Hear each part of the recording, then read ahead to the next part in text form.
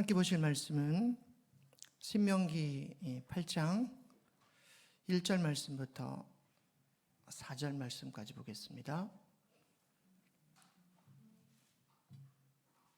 제가 가지고 있는 성경 구약 274페이지 신명기 8장 1절 말씀부터 4절 말씀입니다.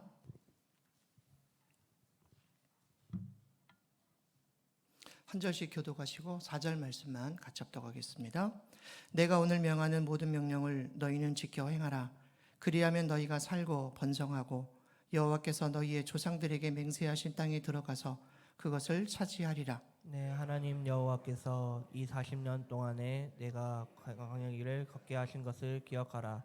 이는 너를 낮추시며 너를 시험하사 내 마음이 어떠한지 그 명령을 지키는지 지키지 않는지 알려 하심이라. 너를 낮추시며 너를 줄이게 하시며 또 너도 알지 못하며 내 조상들도 알지 못하던 만나를 내게 먹이신 것은 사람의 떡으로만 사는 것이 아니요 여호와 입에서 나오는 모든 말씀으로 사는 줄을 내가 알게 하려 하심이니라. 이 40년 동안에 내 의복이 헤어지지 아니하였고 내 발이 부르트지 아니하였느니라. 아멘. 이 말씀은 살아계신 하나님의 말씀입니다. 할렐루야. 오늘도 우리 다시 한번 시작하겠습니다. 할렐루야. 오늘도 우리의 삶 가운데에 하나님의 귀한 은혜가 가득 넘쳐나시기를 주님의 이름으로 축원합니다. 설교의 말씀이 좀 깁니다. 같이 한번 읽어볼까요? 광야길을 걷게 하신 것을 기억하라. 한번 더 해볼까요? 광야길을 걷게 하신 것을 기억하라.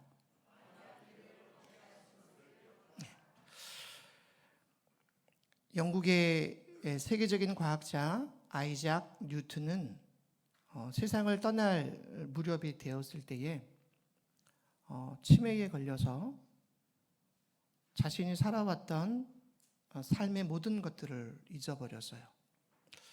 여러분, 현 시대의 가장 무서운 병이라고 할 수 있는 치매에 걸리게 되고 그동안 살아왔던 삶에 좋았던 부분들, 또 힘들었던 부분들, 어려웠던 부분들, 그 모든 것들을 잊어버렸습니다.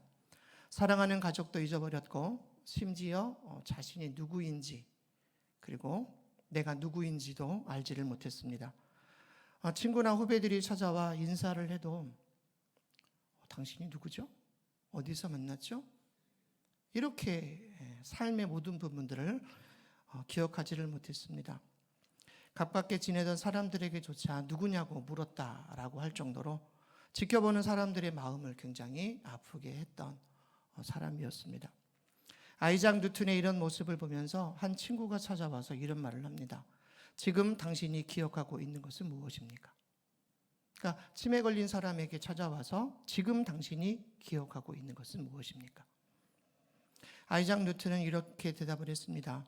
내가 죄인이라는 것과 예수님이 나의 구주라는 것, 이 두 가지는 기억하고 있습니다.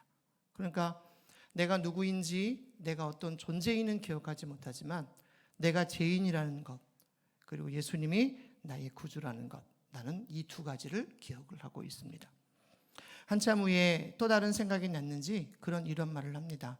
한 가지 더 기억하고 있습니다. 예수님의 구원을 이 땅 가운데에 전해야 하는 것이 나의 사명입니다. 이렇게 얘기를 했어요. 기술이 발달하면서 기억할 필요가 없어진다라는 말을 합니다. 그러니까 기술이 발달이 되지만 우리가 그 기술을 발달을 통해서 기억하지 말아야 되는 것 그리고 잃어버리는 것들이 많이 있다라고 얘기를 해요. 자, 쉬운 예로 제가 지금 핸드폰을 들고 있습니다. 우리 예전에 핸드폰이 있기 전에는 누군가의 전화번호 그리고 누군가의 생년월일 그것을 다 손으로 기록을 해서 주머니나 지갑 속에 전화번호를 가지고 다녔어요. 돌아가신 저희 아버지 옛날 지갑 속에도 지금도 보면 사람들의 이름이 빽빽히 기록이 되어져 있고 핸드폰 번호나 전화번호가 기록이 되어져 있어요. 핸드폰을 사용하면서부터는 우리가 한 가지 잃어버린 게 있죠. 전화번호를 기억하지 못한다는 거예요. 심지어 내 핸드폰 번호도 기억하지 못할 때가 있어요. 누가 나에게 물어봐요. 핸드폰 번호가 어떻게 되시죠? 앞자리는 기억이 나는데 갑자기 뒷자리가 생각이 안 날 때가 있다는 거죠. 전화번호를 기억하지 못하게 되었고 또 기억할 필요가 없어졌다라고 이야기를 해요. 하지만 우리는 여전히 기억에 의존하며 살고 있습니다. 그래서 행복한 인생을 살려면 나쁜 기억은 최소화하고 좋은 기억은 계속 간직해야 한다라고 이야기를 합니다. 오늘은 기억에 대한 이야기를 좀 하려고 합니다. 모세는 광야 생활을 마치고 이제 가나안 땅에 들어갈 이스라엘 자손들에게 이렇게 얘기를 해요. 하나님을 뭐하라? 하나님을 기억하라. 신명기에는 참 재밌는 말씀이 많이 기록이 되어져 있는데요. 기억하라 라고 하는 말이 20번 기록이 되어져 있어요. 신명기 1장부터 신명기 마지막까지 기억하라고 하는 단어를 20번 기억을 합니다. 그리고 잊지 말라라고 하는 명령을 14번 기록을 했어요. 근데 여러분, 기억하라고 하는 것과 잊지 말라라고 하는 것이 뭡니까? 하나님의 명령이라는 거예요. 여러분, 명령은 들어도 되고 안 들어도 되는 것이 아니라 반드시 들어야 하는 하나님의 명령이라는 거죠. 특별히 신명기 8장은 40년 광야 생활에 대한 기억을 굉장히 강조하고 있어요. 우리 2절의 말씀을 같이 함께 하겠습니다. 내 하나님 여호와께서 이 40년 동안에 내게 광야 길을 걷게 하신 것을 기억하라. 이는 너를 낮추시며 너를 시험하사 내 마음이 어떠한지 그 명령을 지키는지 지키지 않는지 알려 하심이라. 말씀 가운데에 이런 말씀이 있지요. 내게 광야 길을 걷게 하신 것을 뭐하라? 기억하라. 그러니까 쉽게 말하면 우리의 인생은 어떤 길이라는 겁니까? 우리의 인생은 광야의 길이라는 거예요. 사막의 길을 제가 언제 한번 설교를 했던 것 같아요. 우리의 인생은 사막의 길을 걷는 것과 같다. 그러나 하나님은 사막 속에 뭘 숨겨두셨다? 우물을 숨겨두셨다. 오아시스를 숨겨두셨고 오늘 우리의 삶이 광야의 길을 걸어가고 있는 것 같지만 그 광야의 길은 하나님의 기적을 체험할 수 있는 것으로 하나님은 우리에게 준비해 주셨다라고 하는 거예요. 모세는 이스라엘 자손들에게 40년의 광야 생활에서 그들 삶 가운데에 무슨 일이 있었는지 그리고 그 명령을 지키는지 지키지 않는지 알려 하기에 너희들 날마다 광야길로 인도하고 있다라는 이야기죠. 하나님은 그들을 해방시켜 주셨습니다. 애굽에서 해방시켜 주셨고 홍해를 가르고 광야로 나아오게 하셨으며 광야에서 사는 동안 그들을 먹이시고 입히셨음을 가르쳐 주고 있습니다. 이제 본문으로 돌아와서 우리 1절의 말씀을 같이 합독하겠습니다. 내가 오늘 명하는 모든 명령을 너희는 지켜 행하라. 그리하면 너희가 살고 번성하고 여호와께서 너희의 조상들에게 맹세하신 땅에 들어가서 그것을 차지하리라. 신명기의 구조는 크게 네 개로 구조가 되어져 있어요. 모세의 첫 번째 설교, 두 번째 설교, 그리고 세 번째 설교, 그리고 마지막 후반부로 가서는 모세가 이스라엘 백성들을 인도했던 그 인도의 마지막 부분을 여호수아에게 인계하고 모세의 죽음으로 신명기는 끝납니다. 그러니까 오늘 8장이니까 모세의 몇 번째 설교인 거죠? 모세의 두 번째 설교가 되는 거예요. 그러니까 1장부터 4장 전반부가 첫 번째 설교, 그리고 4장 후반부부터 26장 19절까지가 두 번째 설교, 그리고 나머지 세 번째 설교와 맨 마지막 부분에서 모세의 죽음으로 신명기가 끝난다는 거죠. 하나님의 명령을 지켜 행하는 것은 조상들에게 맹세하신 땅에서 번성하게 되는 동시에 그 땅을 차지하게 될 것을 하나님이 말씀해 주고 있는 겁니다. 따라서 순종하는 것만이 약속의 땅을 소유하게 되는 비결이고 조건이라는 거예요. 여러분, 이제 이스라엘 백성들이 이제 요단강만 건너면 그들의 하나님께서 그들에게 주셨던 꿈의 땅, 이제 젖과 꿀이 흐르는 가나안을 입성하게 됩니다. 근데 여러분, 가나안 땅에 입성하는 조건은 뭐라는 거예요? 하나님 명령에 순종하는 것, 그리고 그 명령을 지켜 사는 것이 하나님께서 말씀하신 젖과 꿀이 흐르는 가나안에 들어가게 된다는 거죠. 하나님께서 말씀하고 계시는 것은 순종이라는 거예요. 힘들고 어렵지만 고난의 길이지만 그 길 가운데에 순종하는 것만이 약속의 땅을 소유하게 되는 비결이라는 거예요. 많은 사람들은 순종 외에 수많은 것들을 가지고 우리가 가나안 땅을 점령할 것처럼 우리는 생각하지만 하나님이 말씀하고 계신 것은 순종하는 자만이 그 땅을 차지할 수 있다라고 말씀하고 있는 겁니다. 2절의 말씀을 같이 합독합니다. 내 하나님 여호와께서 이 40년 동안에 내게 광야길을 걷게 하신 것을 기억하라. 이는 너를 낮추시며 너를 시험하사 내 마음이 어떠한지 그 명령을 지키는지 지키지 않는지 알려 하심이라. 이 땅에 태어난 모든 사람이라면 여러분 우리는 누구나 광야의 길을 걷고 있다는 거예요. 크기는 다를 수 있습니다. 어떤 높낮이는 다를 수 있어요. 그러나 태어난 모든 사람이라면 우리는 모두가 다 광야길을 걷고 있다는 거죠. 하나님께서 이스라엘 백성들을 광야로 인도하신 이유는 오늘 본문에 보니까 우리의 마음이 어떠한지 그리고 그 명령을 지키는지 지키지 않는지를 알고 싶기 때문이다라고 이야기해요. 여러분 하나님이 정작 못 오셔서 이스라엘 백성들을 광야로 인도하셨을까요? 하나님은 다 아셔요. 이스라엘 백성들이 순종하지 않을 것이고 하나님의 명령을 지키지 않을 것임을 하나님은 아시면서도 이 말씀을 통해서 그들이 명령을 지키는지 지키지 않는지 내가 알려야 한다라고 말씀하고 계시는 거예요. 하나님은 우리의 속마음을 알고 싶기 때문입니다.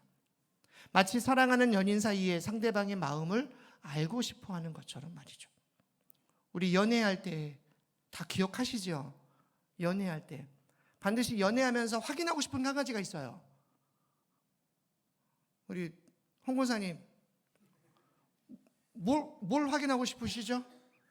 연애할 때. 안 해보셔서 모르세요?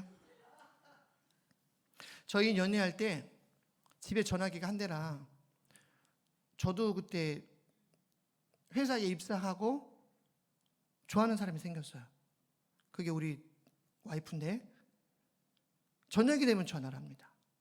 그런데 뒤에 형님들이 기다리고 있어요. 전화기 한 대.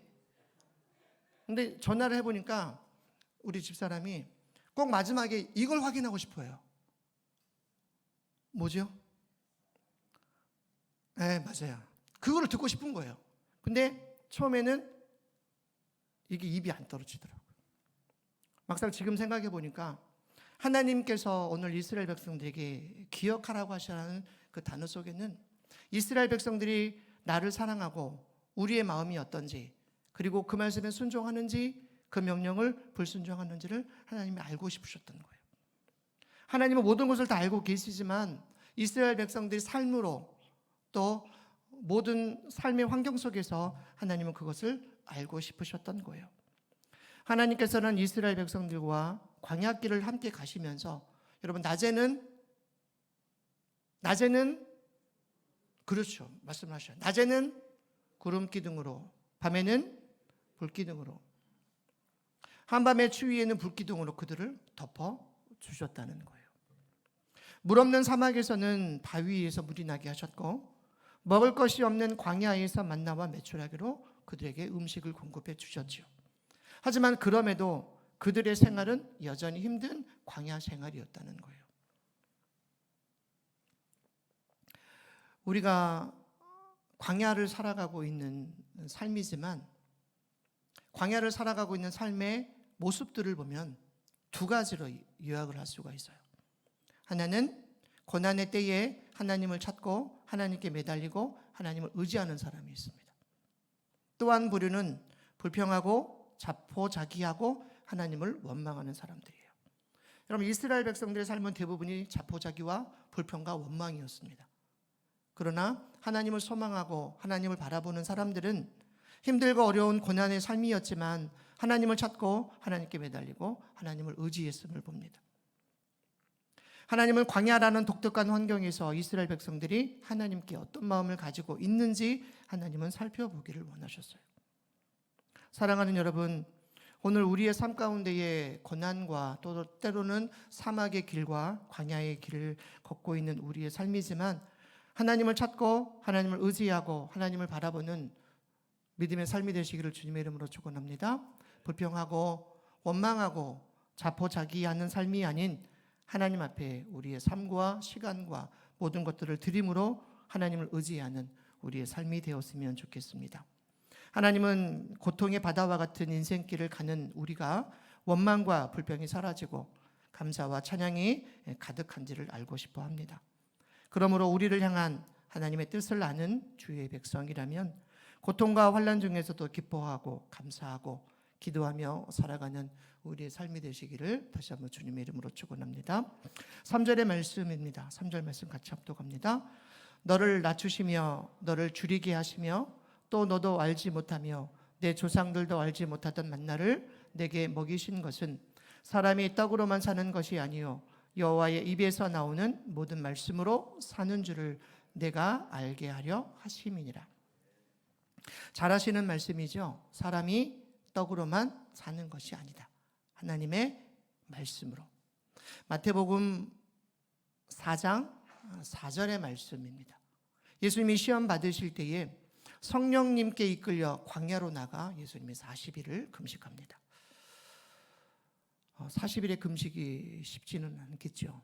그런데 예수님은 성령에 이끌려 이제 광야로 나가서 40일을 금식합니다. 극심한 굶주림 가운데 사단의 시험이 이어지죠. 돌로 떡을 만들어 먹으라는 것. 여러분, 만약에 우리에게 그런 능력이 있다면 당장의 배고픔을 해결할 수가 있었겠죠. 그러나 예수님은 그때 오늘 본문의 말씀을 인용하셔서 마태복음 4장 4절 말씀 같이 합독하겠습니다. 예수께서 대답하여 이르시되 기록되었으되 사람이 떡으로만 살 것이 아니요 하나님의 입으로부터 나오는 모든 말씀으로 살 것이라 하였느니라 하시니. 사랑하는 여러분, 많은 사람들은 먹는 거, 입는 거, 그리고 손에 만져지는 거, 이 모든 것들이 내 삶의 모두인 것처럼 그렇게 생각을 합니다. 그러나 주님의 말씀은 사람은 떡으로만 사는 것이 아니라 하나님의 입으로 나오는 모든 말씀으로 살아가야 된다라고 말씀합니다. 세상의 모든 사람들은 빵과 떡으로만 산다라고 생각을 합니다. 빵과 떡으로만 인생을 산다라고 생각하는 사람들, 이것은 자기 노력이죠. 그리고 자기 방식이죠. 그리고 자기 지식입니다. 그런데 세상에 빵과 떡을 산더미처럼 쌓아놓고 여러분 그것을 누리지 못하는 사람들이 많이 있습니다. 성경에 나오는 부자가 그랬죠. 1년에 농사를 잘 짓고 자기의 창고를 채웠습니다. 그러면서 자기의 영혼에게 말을 하죠. 우리가 이것으로 평생 놀고 먹어도 되겠다. 그러나 하나님은 말씀합니다. 그 밤에 그 영혼을 거두어 가신다면 여러분 세상에 쌓아놓던 것은 쓸모가 없는 것이라는 거죠. 사람에게 빵은 없어서는 안 되는 소중한 것이지만 그러나 인간은 빵을 가지고 살아가는 존재가 아니라는 겁니다. 하나님의 입에서 나오는 모든 말씀으로. 하나님은 그것을 알게 하시려고 오늘 이스라엘 백성들을 광야로 인도하셨고 오늘 우리의 삶을 여전히 광야로 인도하고 계십니다. 광야는 의식주가 해결되는 곳이 아닙니다. 그런데 하나님은 자기 백성들을 광야로 인도하셔서 하루 이틀도 아니고 40년 동안이나 그곳에서 그들을 살게 하셔요. 그들을 살게 하신 이유는 오직 하나님만 바라보며 하나님만 의지하며 하나님의 도우심을 구하며 살게 하셨다는 거죠. 인생에서 광야를 우리가 때로는 만나도 하나님만 의지하며 하나님만을 바라보는 우리의 삶이 되시기를 다시 한번 주님의 이름으로 축원합니다. 이제 4절의 말씀을 같이 합독하겠습니다. 이 40년 동안에 내 의복이 헤어지지 아니하였고 내 발이 부르트지 아니하였느니라. 이 말씀을 읽으면서 여러분 이스라엘 백성들이 애굽에서 광야로 출애굽을 할 때에 그들이 가지고 나왔던 의복 그리고 가지고 나왔던 신발 하나만 갖고 나왔을까요? 추우면 추위를 덮을 수 있는 것들, 그리고 더우면 시원하게 할 수 있는 그런 것들도 많이 가지고 나왔을 수 있겠죠. 애굽을 떠나 광야를 40년 걸었지만 오늘 성경에 보면 의복이 헤어지지 아니하였다. 발이 부르트지 아니하였다라고 성경은 기록을 합니다.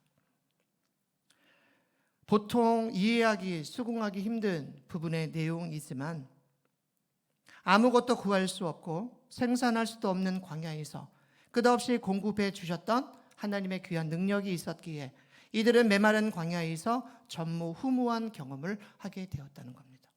이 말은 다른 말로 말하면 하나님의 일하심, 하나님의 기적, 그것들이 함께 하실 때에 이들의 의복이 헤어지지 않았고 발이 부르트지 아니한 하나님의 귀한 은혜의 경험이었던 것을 봅니다. 이것을 다른 말로 말하면 광야의 영성. 따라해 보겠습니다. 광야의 영성. 광야의 영성은 반드시 하나님의 기적이 필요하고 하나님의 은혜가 필요한 것. 광야는 하나님의 기적을 매일 만나는 겁니다. 예수님의 사복음서 가운데에 사복음서가 전체가 똑같이 기록하고 있는 예수님의 기적이 하나가 있어요. 뭘까요? 오병이어의 기적입니다. 오병이어의 기적은 마태복음부터 요한복음까지 내용은 조금씩은 다르지만 동일하게 기록이 되어져 있는 사건이에요. 오병이어의 기적의 사건에 일어났던 장소가 어디입니까? 성경에 보면 빈들 그래요. 시간상으로는 해질 무렵입니다. 여러분 가끔씩 시골에 가보시면 저녁 5시 해가 질 무렵이 되면 사람의 발걸음이 거의 없어요. 구경하기가 쉽지 않습니다. 오래전에 제가 사역하던 교회에서 저희 학생들과 함께 임원 LT를 간 적이 있어요. LT 리더십 트레이닝. 6명의 학생들을 데리고 이제 한 숙소에다가 학생들을 이제 넣어놓고 학생들이 저녁에 먹을 수 있는 야식을 사러 갔어요. 온 읍내를 다 뒤져도 먹을 것을 살 수가 없었어요. 왜냐하면 시간상 해질 무렵이었고 저녁이었다는 거죠. 예수님께서 오병이어의 기적을 일으키실 때에도 시간상 해질 무렵이었고 그 장소는 빈들이었습니다. 빈들이란 얘기는 광야와 동일한 의미라는 거죠. 그럼에도 한 아이의 식사 한 끼가 여러분 5,000명을 먹이고 12바구니를 남기게 되는 하나님의 귀한 기적을 경험하게 됐다는 거죠. 여러분 이 말씀을 우리의 삶 가운데 한번 비추어 볼까요? 오늘 내가 살아가고 있는 것도 내가 숨을 쉬고 있는 것도 이것도 모두가 다 하나님의 기적이라는 거예요. 만약에 하나님의 기적이 동일하게 우리의 삶 가운데 임하지 않으신다면 여러분 이 자리에 우리가 앉아서 예배할 수 있을까요? 차를 타고 다니지만 수많은 사건과 사고 속에서 우리가 그 기적 가운데에 살아있을 수 있는 것, 이 모든 것들이 하나님의 기적이었다는 거예요. 그리고 사막 가운데에 여전히 우리를 광야의 삶 가운데에 하나님이 우리를 인도하고 계시지만 그 삶에는 하나님의 기적이, 하나님의 함께 하심이, 하나님의 은혜가 동일하게 우리의 삶 가운데에 임하고 계시다는 겁니다. 하나님은 이스라엘 백성들을 40년 동안 광야의 길을 걷게 하셨어요.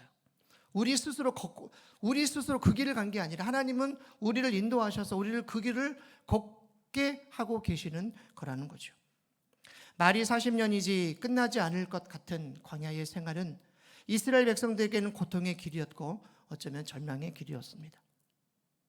오늘 우리도 이스라엘 백성들처럼 동일한 사막과 또는 광야의 길을 걷고 있는 줄 모르겠습니다. 하나님은 우리에게 기대하시는 만큼 더 큰 시험과 연단이 우리들 가운데에 있을지 모르겠습니다. 이 모든 것이 하나님의 사랑이시고 또 하나님의 계획이심을 믿고 우리가 불평하거나 원망하거나 좌절하지 말고 더욱더 하나님을 믿고 하나님을 의지하고 하나님을 소망하고 우리의 삶 가운데 날마다 임하시는 하나님의 귀한 기적과 하나님의 귀한 은혜를 경험하는 우리의 삶이 되시기를 주님의 이름으로 축원합니다. 기도하겠습니다. 고마우신 아버지 하나님 감사합니다. 오늘 우리에게 또 우리가 여전히 걸어가고 있는 사막과 같은 광야의 길이지만 어렵지만 그 길을 꼭 통과해야 할 영적인 훈련장임을 말씀하심을 감사합니다. 광야가 끝이 아니고 하나님의 약속을 이루기 위해 통과해야 할 우리가 지고 가야 할 우리의 십자가인 줄 믿습니다. 아무쪼록 우리 모두가 인내함으로 이 광야의 길을 잘 통과하고 하나님의 약속을 이루시는 승리자가 되어지는 믿음의 삶으로 우리를 인도하여 주시옵소서.